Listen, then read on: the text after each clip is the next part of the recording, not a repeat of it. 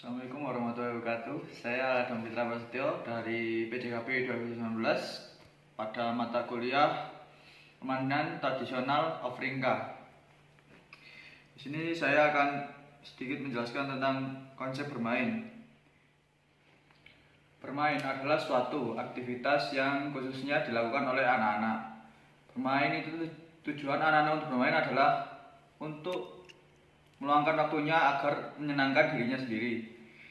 Kita lanjut kepada konsep bermain. Konsep bermain yang pertama adalah sukarela. Sukarela itu dalam artian tanpa adanya paksaan, tanpa adanya tuntutan, bergerak dengan sesuai keinginan hati. Yang kedua, tanpa paksaan, sama dengan halnya sukarela juga. Yang ketiga, menyenangkan. Ini yang terpenting dari konsep bermain, yaitu bermain harus menyenangkan. Selanjutnya adalah untuk diri sendiri. Di sini untuk kesenangan dan kepuasan diri sendiri. Selanjutnya adalah fleksibel, yaitu waktu dan aktivitasnya tidak bisa ditentukan. Terserah dia mau kemana, kita hanya bisa mengingatkan saja. Yang terakhir, orientasi proses.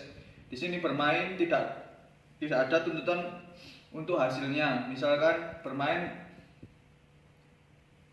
tidak bisa ditentukan kapan waktu berhentinya, terserah dia secapek dia, atau bermain tidak untuk menang atau tidak untuk kalah. Yang penting dia menyenangkan diri sendirinya saja.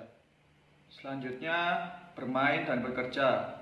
Kalau bermain di sini hanya untuk menyenangkan diri sendiri atau refreshing ketika misal kegiatan terlalu padat atau lelah, kita bermain refreshing untuk menyenangkan diri sendiri. Berbeda dengan bekerja. Kalau bekerja adalah tuntutan atau untuk mendapatkan suatu hasil dari setiap harinya. Selanjutnya saya akan membahas tentang manfaat bermain. Yang pertama ada 5. Yang pertama kognitif, kesadaran diri, sosio-emosional, motorik, dan bahasa. Yang pertama adalah kognitif.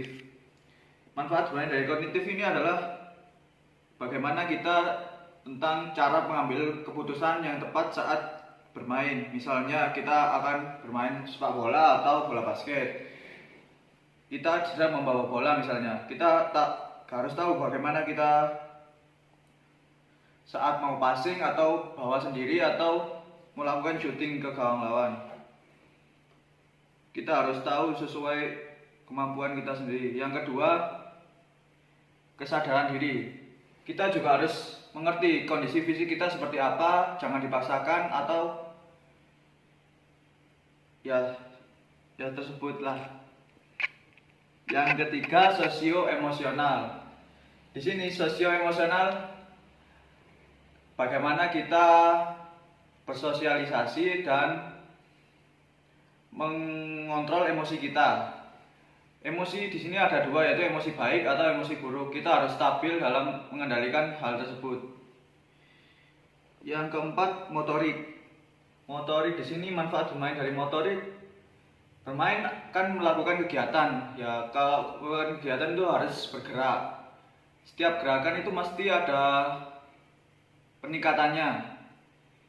Nah, di sini manfaat dari motorik adalah ketika kita sering latihan, kita sering bermain, nanti kita bisa kekuatan fisik kita dalam melakukan permainan. Yang terakhir adalah bahasa. Bagaimana kita bisa berkomunikasi dengan teman yang baik, berkomunikasi dengan lawan, atau berkomunikasi dengan pelatih dengan bahasa yang baik. Yang terakhir, saya akan membahas tentang resiko bermain. Resiko bermain di sini ada 3, yaitu fisik, psikis, dan sosial. Yang pertama fisik. Dalam bermain kita juga beresiko, misalnya jatuh, cedera, atau keracunan, kelelahan, kurang gerak, dan kotor. Yang kedua psikis. Bermain juga tidak boleh terlalu berlebihan, akan menimbulkan kebosanan, motivasi berkurang, dan emosi yang labil. Yang terakhir sosial. Kita harus dapat